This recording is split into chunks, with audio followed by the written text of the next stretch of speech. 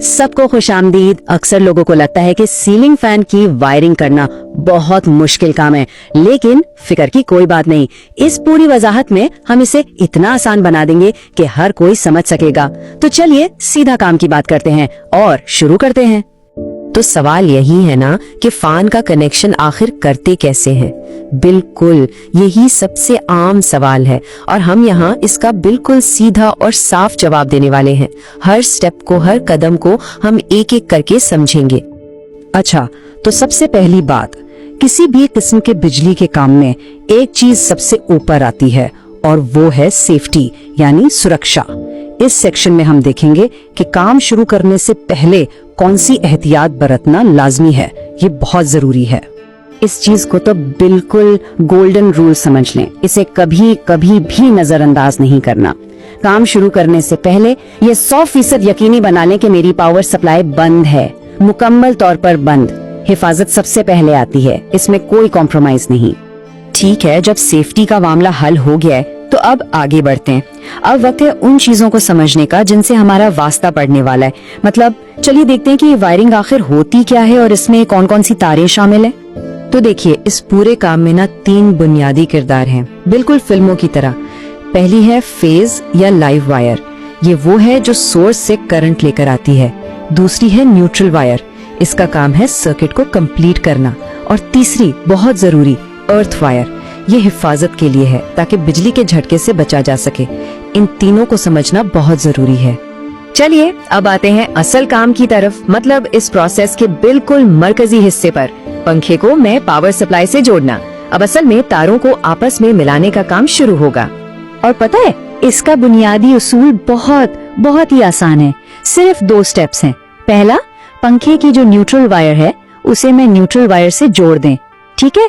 और दूसरा स्टेप, पंखे की फेज वायर को मैं फेज वायर से मिला दें। बस बुनियादी कनेक्शंस का काम इतना सही है। कहा था ना, आसान है। तो इस सब का निचोड़ क्या है?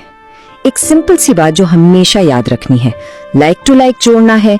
मतलब एक जैसी तार को एक जैसी तार से, न्यूट्रल को न्यूट्रल से और फेज को फेज से। बस ये सिंपल सा फॉर्मूला जहन में रखें, गलती का चांस ही नहीं रहेगा। ठीक है, पंखा तो पावर से जुड़ गया, लेकिन अब सवाल ये है कि इसकी स्पीड कैसे कंट्रोल होगी। इसके लिए हमें सर्किट में एक और चीज शामिल करनी पड़ेगी और वो है रेगुलेटर। चलिए देखते हैं इसे कैसे जोड़ना है। तो ये रेगुलेटर करता क्या है? आसान लफ्जों में ये एक ऐसी डिवाइस है जो पंखे को मिलने वाली पावर को कंट्रोल करती है। पावर कम तो स्पीड कम, पावर ज्यादा तो स्पीड ज्यादा। हाँ, इसकी वायरिंग सीधे कनेक्शन से थोड़ी सी अलग है, लेकिन घबराना नहीं है, ये भी बिल्कुल मुश्किल नहीं है। यहाँ देखें तो बिल्कुल साफ समझ आ जाएगा। जब रेगुलेटर नहीं होता तो पावर सीधा पंखे तक चली जाती है, लेकिन जब हम रेगुलेटर लगा देते हैं तो पावर पहले रेगुलेटर से गुजरती है और फिर पंखे तक जाती है। समझ लें कि रेगुलेटर एक किस्म का गेट कीपर है जो पावर के फ्लो को कंट्रोल कर रहा है। रेगुलेटर जोड़ने के सिर्फ 3 आसान से स्टेप्स हैं। चलिए देखते हैं। स्टेप 1, जो मेन फेज वायर आ रही है उसे रेगुलेटर के एक पॉइंट से जोड़ दें, ठीक। स्टेप 2, अब जो पंखे की फेज वायर है उसे रेगुलेटर के दूसरे पॉइंट से जोड़ दें। और स्टेप 3, ये बहुत जरूरी है, इसे गौर से सुनिए।